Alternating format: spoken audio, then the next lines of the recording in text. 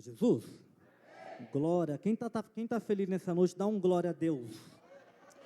Aleluias. Abra sua Bíblia no tema da campanha, ao qual foi passado.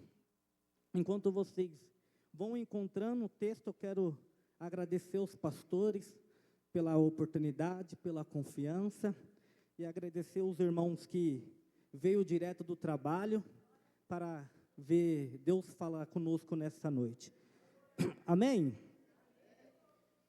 Para não tomar muito tempo, o texto diz: o nome do segundo chamou Efraim, porque disse, Deus me fez crescer na terra da minha aflição. Amém? Glória a Deus. Pode se assentar, pode tomar o seu assento, pode glorificar o Senhor. Não economiza glória a Deus e aleluia não, meus irmãos. Aleluias. Antes de eu entrar no capítulo que a gente acabou de ler, eu quero mencionar o texto no capítulo 37 diante, para que nós possamos entender e dar glória a Deus consciente nessa noite. Amém? Glória a Deus. Aqui começa uma história de família. Uma família que foi marcado por promessa, mas também por conflito, por os momentos tristes.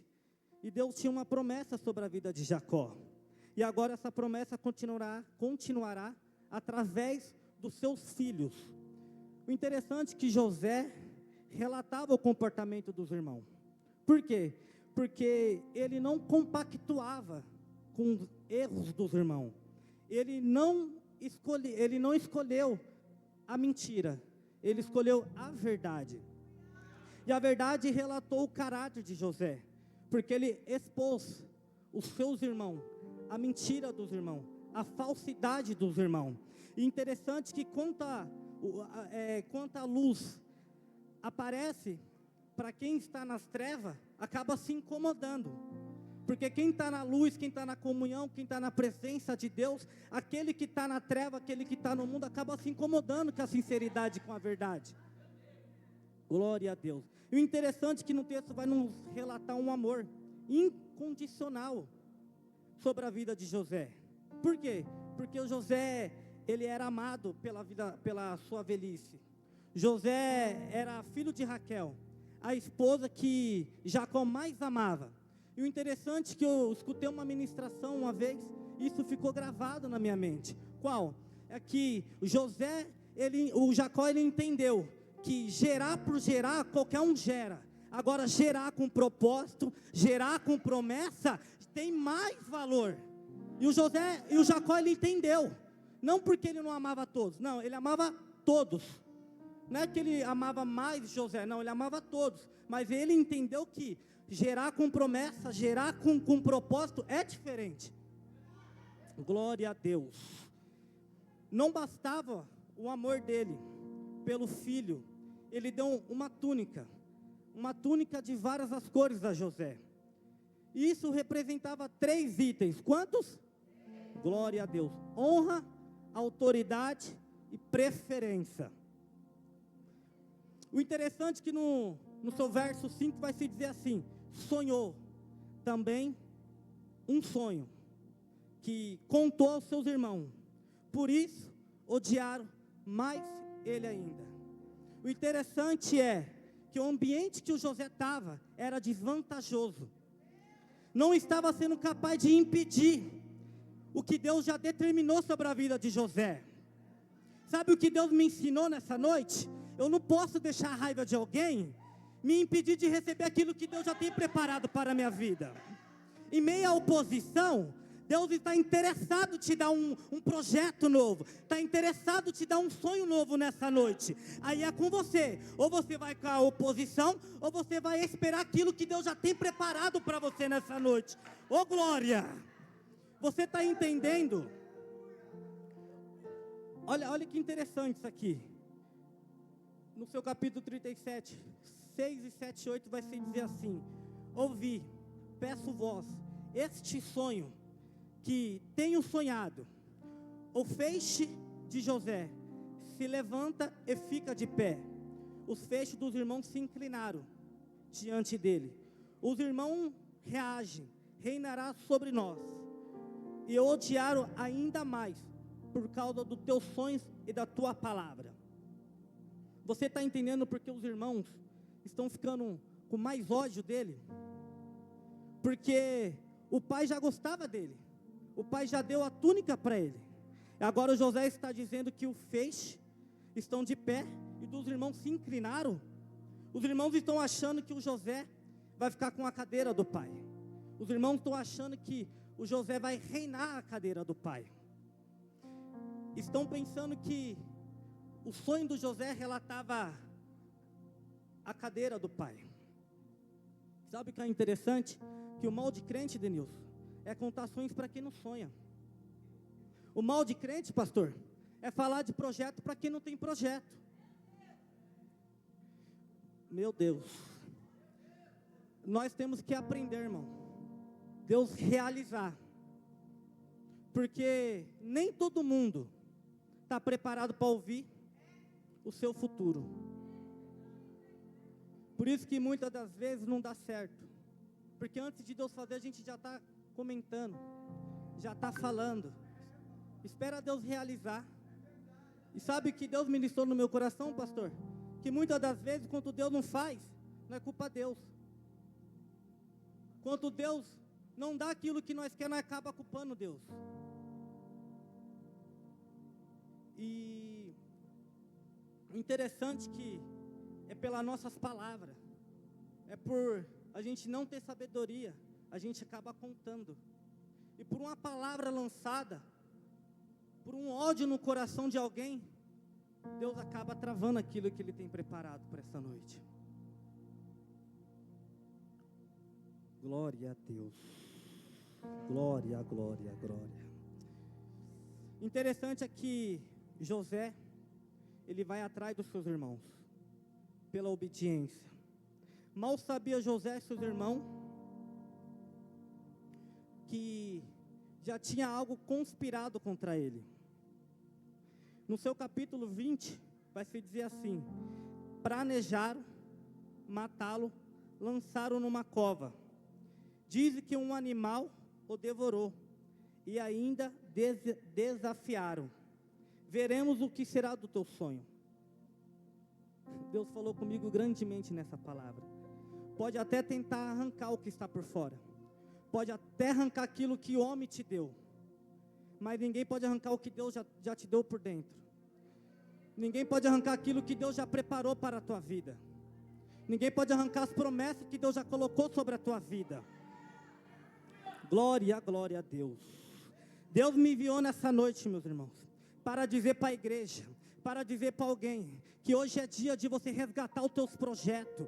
Hoje é dia de você resgatar os teus sonhos. Porque por alguém que lançou uma palavra, você acabou escondendo os teus sonhos. Por causa de uma palavra, você escondeu os teus projetos. Por que, Will? Porque lá em Jó, capítulo 42, no seu verso 2, vai se dizer assim: bem sei que tu podes, e nenhum dos teus sonhos pode ser frustrado. Deus está dizendo hoje para alguém nessa noite: hoje é dia de você pegar os teus sonhos. Hoje é dia de você pegar os teus projetos. Porque os teus sonhos e seus projetos não podem ser frustrados nessa noite.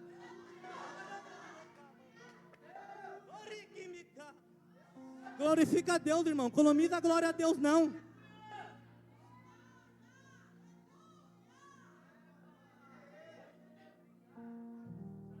Glória. No versículo 24, vai se dizer assim: tomaram e lançaram na cisterna. A cisterna estava vazia, não havia água nela. Imagina a cena comigo, irmão.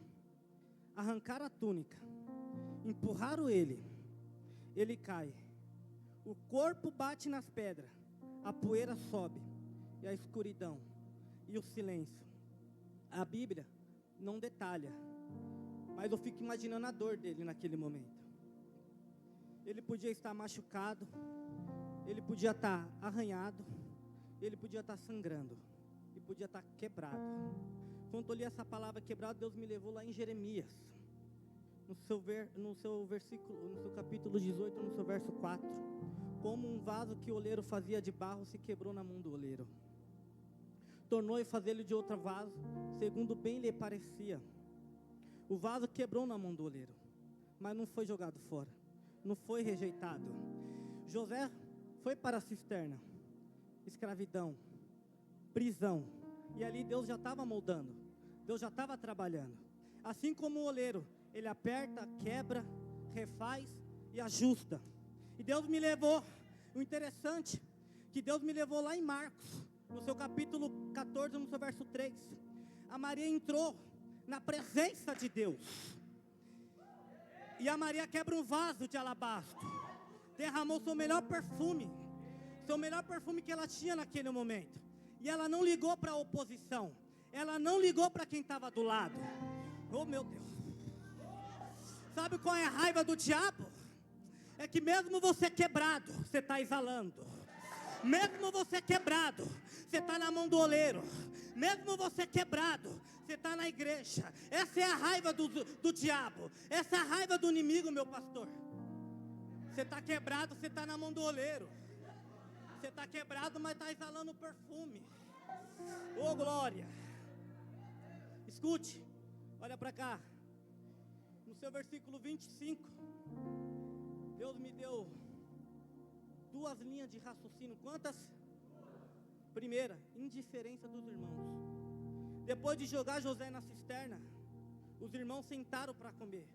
Olha isso, meus irmãos. Isso mostrou uma frieza no coração. Enquanto José chorava no poço, ele estava fazendo uma refeição. Segundo, a mão de Deus. Enquanto eles comiam, uma caravana se aproximava. Eles pensavam que estavam no controle, mas Deus já estava se movendo a favor dele. A caravana estava vindo de Gileade, rumo ao Egito, exatamente o lugar que o sonho de José iria se cumprir. E aqui me permita aplicar algo de Deus. Enquanto você chora, Deus já está enviando uma caravana. Enquanto te ignora, Deus já está movendo o seu destino. Enquanto trama contra você, o céu já está trabalhando ao teu favor. O que era a morte para alguém, Deus já está impulsionando para a tua chegada da tua promessa.